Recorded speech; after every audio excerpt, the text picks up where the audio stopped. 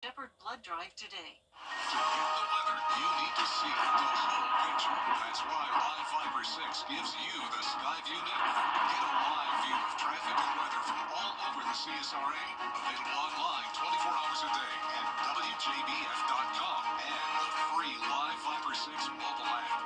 The WJBF Live Fiber 6 Skyview network, powered by Terry Lambert Hyundai. Low prices, big selection, and committed to quality customer service. Kick off your Saturday mornings with the most trusted team in local sports. Preview all of the weekend action and recap all of the big plays with Gianna Cephalou and Gabriel Stovall. 6 Sports Saturday, Saturday mornings at 9:30 on News Channel 6. Get clear, accurate stories that don't waste your time at WJBF.com. Children First on News Channel 6 is sponsored by Bridgestone. It's a mostly dry day in the CSRA, but we do have one isolated storm in Hancock County and more storms out to the west of us. I'll have all the details on it. This will impact us coming up. Now on News Channel 6 at 5, storm cleanup continues across the CSRA when the deadline is for debris pickup in Grovetown. As your News at 5 starts now. Live from Television Park, this is WJBF News Channel 6 at 5.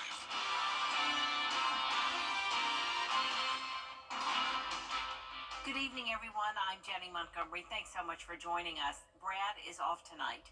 Coverage you can count on begins with nearly 6 months of crews working around the clock, picking up debris from Hurricane Helene, and how it's in the home stretch for the city of Grovetown. Graham Lee joins us live there. And Graham, the final day for debris pickup is fast approaching.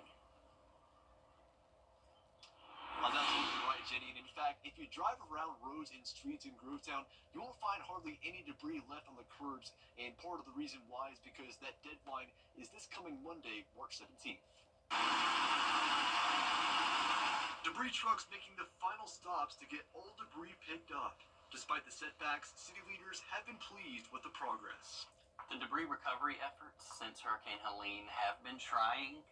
It has been a long and arduous process, but we're pretty happy with how things have turned out. Contractors have picked up more than 54,000 cubic yards of debris across the city. They will be going around to get remaining debris piles between now and 5 p.m. Monday to make sure everyone is accounted for. We've gone around and we've checked to see that folks have put their debris roadside, and we've checked to see that if they still need pickup, that we're communicating that with our contractors. We'll be doing that again shortly after the deadline on Monday at 5 p.m. just to make sure that the folks that have their stuff out by that time will receive the pickup that the contractors will be providing. Michael Kresge's family lives in the area and says work crews have been efficient. I think so. Around this area, it looks pretty good. I mean, other than the obvious huge trees that are laying everywhere, but that's different. But the side of the road cleanup looks pretty good, especially compared to where I live out in Richmond County. We're just encouraging folks to get those debris piles out by the side of the road. That way the contractors can come and get them and hopefully, like I said, move on from this historic storm. So Johnson's also reminding the community to only put vegetative debris on the curb for contractors to pick up. If there is any other debris that's mixed in, homeowners will have to hire a private sector to get any remaining debris. Live in Grovetown, Graham Lee, WJBF, News Channel 6. Chief Meteorologist Jenna Petracci joins us now for a first check of the weather. Thanks, Jordan. Well, Jenny, it's overall a dry day, but we are watching a few pop-up storms out to the west of the CSRA. And you can see Hancock County just had one isolated storm actually producing a couple lightning strikes come through a little while ago, but then it just faded away. All of that activity is along I-20 and then out towards Atlanta. You can see all of those lightning strikes there. So these are some pretty small but mighty storms, and they're not severe, though, nearby us. So near Madison, Shadydale, we have those lightning strikes with some brief heavy rain, and we'll be monitoring that to see if it moves into Tolliver and Hancock County. But we do have a lot of dry air in place in our neck of the woods. quick, so a lot of those storms are just falling apart before they get to us. Some hazy sunshine and high-level clouds here on our Terry Lambert Hyundai Skyview cam looking outside the station. It is a few degrees cooler than yesterday because of that cloud cover. So unlike yesterday where we got to 81 degrees in Augusta, we're more so topping off in those middle 70s. 75 in Augusta, 76 in Evans. Swainsboro, you're at 73, 74 in Sylvania, 75 in Gibson, and 76 in Waynesboro. Winds are coming out of the southwest, trying to bring in some of that moisture. 11 miles per hour in Aiken, 13 in Augusta, and 10 in Edgefield. So a breezy evening, and we do have severe storms to our south and west, all around Albany, Georgia. That's where we have a lot of scattered showers and storms. All of that strong activity will be staying to our south, so we don't have to worry about a severe weather threat tonight. Just that slight chance that you may see a stray shower or storm or two. But for the most part, partly cloudy and dry. We will be clearing out, though, as we go into the evening hours and dropping down to the low 60s by 9 p.m., which will be great for the lunar eclipse. Over the next 3 days, you can see a warm and windy Saturday. Great day to be out and about, though. And then by Sunday, not so much. We do have a high chance of rainstorms and maybe even severe weather. I'll break down all the details coming up shortly, but back to you, Jenny. All right, thank you, Jenna. In Richmond County, an officer-involved shooting investigation is underway. It happened this afternoon on Glen Hills Drive. Deputies say when they encountered the suspect, he pulled out a gun. That's when shots were fired and the suspect was injured. The suspect is in the hospital. No further details are available at this time. An Augusta man is behind bars in Barnwell County accused of child molestation. 31-year-old Broderick Waters has been charged with 4 counts of sexual exploitation of a minor. Warrants allege that Walters sexually assaulted a child under the age of 11 multiple times, dating back to April of 2020. Walters is being held in the Barnwell County Detention Center. Fort Eisenhower holding the Hiring Our Heroes event for military spouses. Isabella Moody shows us why organizers say this is so important. Giving military spouses a chance to reach their career goals. That was the idea behind Thursday's Hiring Our Heroes event at Fort Eisenhower. This event focused on military spouses, but was open to anybody. Organizers hope events like this will help reduce the unemployment rate of military spouses. We have had a continuous 20% unemployment rate with our community. So this program here and this event here is so important to be able to highlight military spouses and their skills as they support their service member. Attendees were able to meet more than 20 different local, regional, and national employers. Jobs included hybrid, in-person, full-time, and part-time positions. Free headshots were also available. I've done this hiring event for 3 years.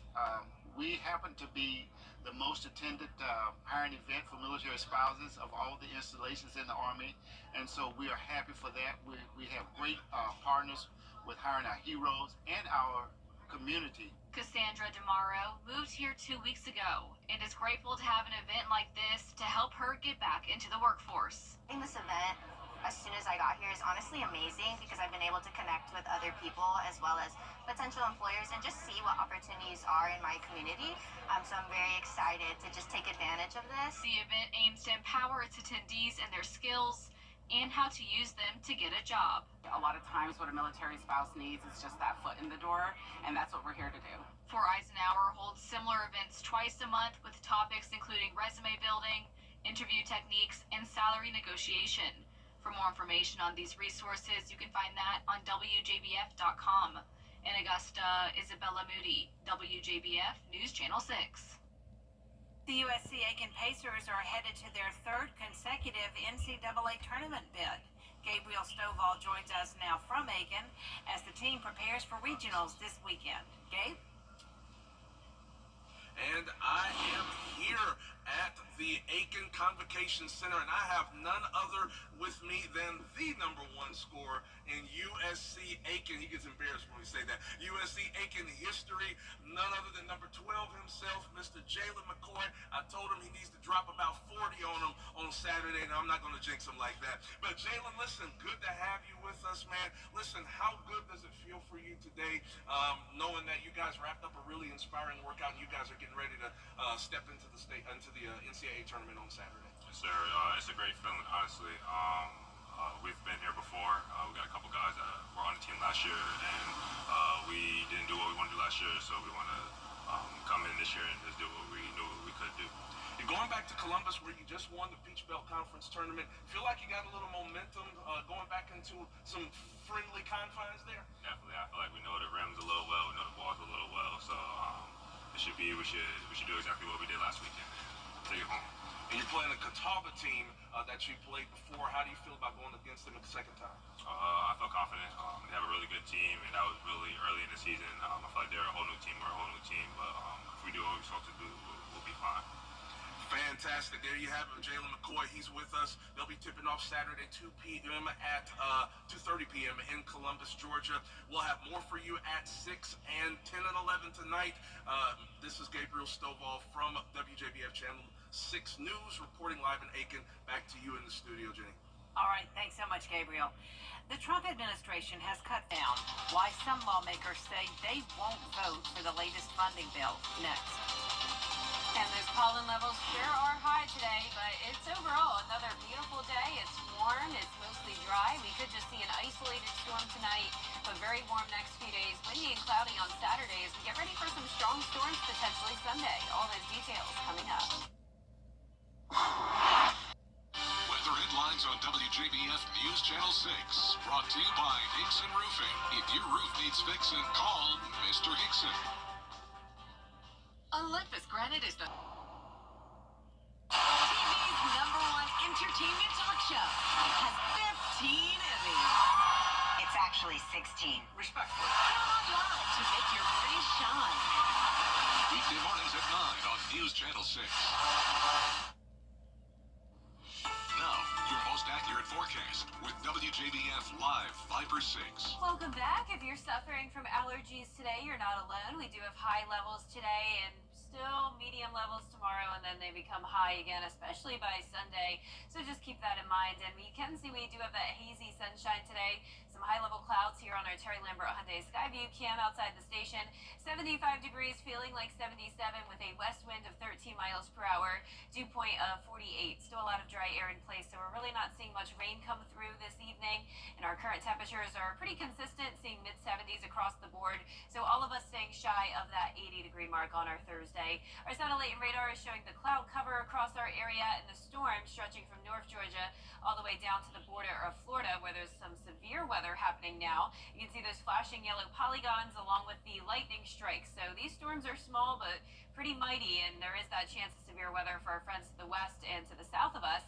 But we'll be keeping our eye on this cold front that's draped across to Utah. That'll be moving towards the southeast as we head towards the weekend, and we'll get into that in a moment. But in the meantime, tonight, you want to bring your eyes to the skies. We have that total lunar eclipse. The moon will look red between the hours of around 2:30 to 3:30, and it does look like we'll have a good amount of clearing. So our futurecast tonight at 6 o'clock still showing the potential of a few isolated showers and storms only in our western and southern counties. There's a look at 9 o'clock, and this does continue as we head into the overnight hours. Hancock County down to Emmanuel, you may see that stray shower, a little bit of lightning to light up the sky. But then you can see here the skies will be clearing a good bit, especially if you're north of Augusta. So a good opportunity to see that lunar eclipse. Pi Day tomorrow. Here's a look at your forecast, starting out in the upper 40s and then upper 70s to low 80s in the afternoon. And then Saturday will be the warmest day we've had in a while, up to 84 degrees. Mostly cloudy, and the winds will start to pick up the pace ahead of our next cold front that I just pointed out. And then on Sunday, temperatures will be cooler, and of course that's because of the clouds and rain and even the possibility of severe weather. So our long-range futurecast Sunday at midnight, so late Saturday night, we're still expected to stay dry.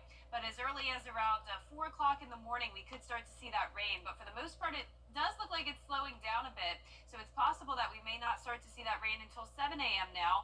But it's through the metro around 10, 11 o'clock. There's 2 p.m. and it's impacting our southern line counties. So this does look to be a little bit more of a slower mover compared to some of those cold fronts we've had on previous days. But the potential for severe weather is there. We have damaging winds and flood potential as well, especially if that system slows down. And the winds are definitely going to be gusty there 7 a.m. on Sunday. You can see those winds gusting up to around 35 to 40 miles per hour. Now the rainfall totals as of now not looking too bad. A lot of places only up to half an inch to 1 inch. But if it does slow down and drop a lot of heavy rain over us, we could be talking 2 inches of rain. High temperatures are going to cool down after this frontal passage, 68 on Monday, and then they go back to the upper 70s throughout the middle of next week, and then we'll have another cold front come through, which will drop our temperatures once again. Now here's a look at your 10-day forecast. forecast, we're seeing only a 10% chance of rain on Saturday, but very high rain chances Sunday. Back to sunshine Monday through Wednesday of next week. A beautiful start.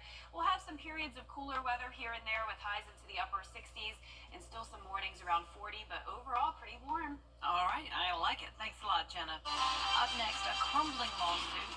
Get it? Crumbling against Girl Scout cookies. Why the lead plaintiff is bowing out after the break. Join the Rose to Go.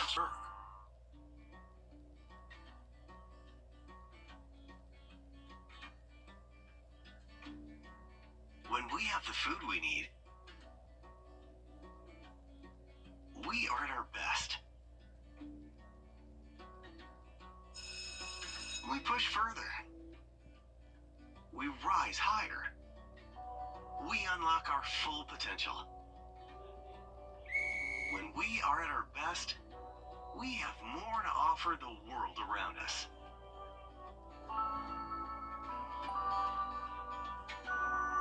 When we have the food we need, we make our communities stronger. Together, we can help everyone get the food they need to thrive. Join the movement to end hunger at feedingamerica.org/actnow.